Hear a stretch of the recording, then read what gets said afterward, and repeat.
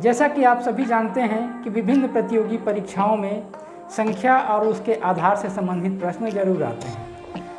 अतः आज हम संख्या और उसके आधार के बारे में विचार करेंगे। जैसा कि आप जानते हैं कि हमारे यहाँ दाशमिक प्रणाली लागू है, अर्थात किसी भी संख्या का आधार 10 होता है। और इसी प्रकार यदि हम बाइनरी सिस्टम पे विचार करें तो बाइनरी सिस्टम में किसी भी संख्या के आधार 2 होता है। इस तरह से हम कह सकते हैं कि दाशमिक प्रणाली का आधार 10 तथा द्विआधारी प्रणाली का आधार 2 होता है। जैसे दाशमिक प्रणाली में हम 12 को 12 भी लिखेंगे, 12 बेस 10 एक डेसिमल नंबर है, और 111 बेस 2 एक बाइनरी नंबर है। द्विआधारी पद्धति में गिनती के 10 संख्या के लिए केवल 0 तथा 1 का प्रयोग होता है। 0 का 0, 1 का 1, 4 का द्विआधारी नंबर में हम इसको लिखेंगे 100, 5 का 101, 6 का 110, 7 का 111, 8 का 100, 2 का 10, 3 का 11, 9 का 1001 और 10 का 1010। वैसे आसानी से बदला भी जा सकता है, हम इसको उदाहरण सहित कैसे बदलना है आगे बताएंगे। दाशमिक प्रणाली को द्विआधारी में बदलना। प्रश्न की तरह अपन लेते हैं प्रश्न 89 को द्विआधारी में बदलें। यहाँ पे प्रक्रिया लिखा हुआ है। यहाँ पे प्रत्येक बार नीचे भागफल एवं दाएं तरफ शेषफल लिखा गया है। अब इस प्रक्रिया को देखें, ये 89 2 से जब 89 को डिवाइड करते हैं तो 44 जा होता है और रिमाइंडर या शेषफल 1 होता है। फिर 44 को 2 से डिवाइड करते हैं तो 22 जा होता है और रिमाइंडर 0 होता है। फिर इसी प्रकार प्रक्रिया को आगे बढ़ाते हुए लास्ट में 2 को 2 से डिवाइड करते हैं तो 1 जा होता है और रिमाइंडर 0 होता है। और जो रिमाइंडर होता है उसको नीचे से लिखने पर जो अंक मिलेगा वही द्विआधारी संख्या होगा, अर्थात 101101। यही 89 को यदि 2 आधार पे हम लिखना चाहें तो 101101 बेस 2 लिखेंगे। द्विआधारी को दाशमिक में बदलना, हम इसको उदाहरण सहित समझाते हैं। प्रश्न है, हमको 1001 जो कि 2 आधार पे है उसको दाशमिक आधार में बदलना है। तो सबसे पहले अपन काउंट करेंगे कि कितने डिजिट हैं। 1 2 3 4।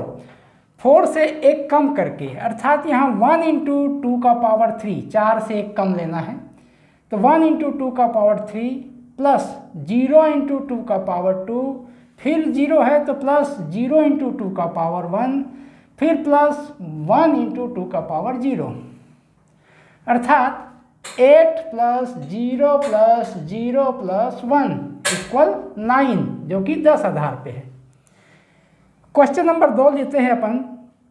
111100 जो कि 2 आधार पे है उसको हम दाशमिक आधार में बदलते हैं। इसका हल है, यहाँ पे टोटल डिजिट है 1 2 3 4 5 6। तो 6 में 1 कम करके अपन लेते हैं तो 5 हुआ। अब 1 into 2 raise to the power 5 plus फिर से 1 into 2 raise to the power 4 plus 1 into 2 raise to the power 3, again 1 plus 1 into 2 का पावर 2, फिर प्लस 0 इंटू 2 का पावर 1, फिर लास्ट में 0 तो प्लस 0 इंटू 2 का पावर 0।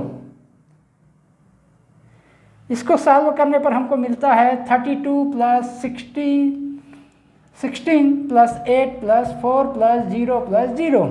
इसको ऐड करने पर हम पाते हैं 60 अर्थात 60, अर्थात 10 आधार पे इसका मान 60 होगा।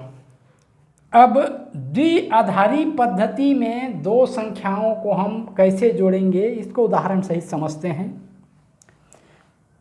यहाँ पे हम सबसे पहले ये जान लेते हैं, द्विआधारी पद्धति के जोड़ में ये ध्यान देने वाली बात है कि 1 + 1 2 नहीं होता है। यहाँ पे 1 + 1 10 होता है, जिसका 0 को लिखा जाता है और 1 दाएं वाले जोड़ में शामिल कर लिया जाता है। इस तरह से कैरी कहलाता है ये। हम उदाहरण से समझते हैं। प्रश्न क्रमांक 1 है, हमको 101 प्लस 11 को ऐड करना है या जोड़ना है। तो 101 प्लस 11, 1 प्लस 1 10 का 0 कैरी 1, फिर इसमें 1 प्लस 1 10, 0 कैरी 1, फिर 1 प्लस 1 10। इस तरह से इसका जोड़ 1 0 0 0। सेकेंड क्वेश्चन है 1 1 1 0 प्लस 1 0 0 0 1। इसको हमको जोड़ना है। तो देखो 0 प्लस 1 1, 1 प्लस 0 1, 1 प्लस 0 1, 1 प्लस 0 1 और 1, और इस तरह से इसका योग हो जाएगा 1 1 1 1 1। प्रतियोगी परीक्षाओं में दिए गए संख्याओं को गुणा करने के बाद उसमें कितना शून्य मिलेगा, इस प्रकार का प्रश्न पूछा जाता है। ऐसे स्थिति में हम उसको कैसे हल करें, इसके लिए यहाँ एक ट्रिक दिया जा रहा है, ध्यान से देखें। गुणनफल के बाद शून्य की संख्या ज्ञात करना। जैसा कि हम जानते हैं कि गुणा करने पर शून्य तभी मिलता है जब या तो उसमें किसी अंक के आखिरी में 0 हो, यदि संख्या के अंत में शून्य हो।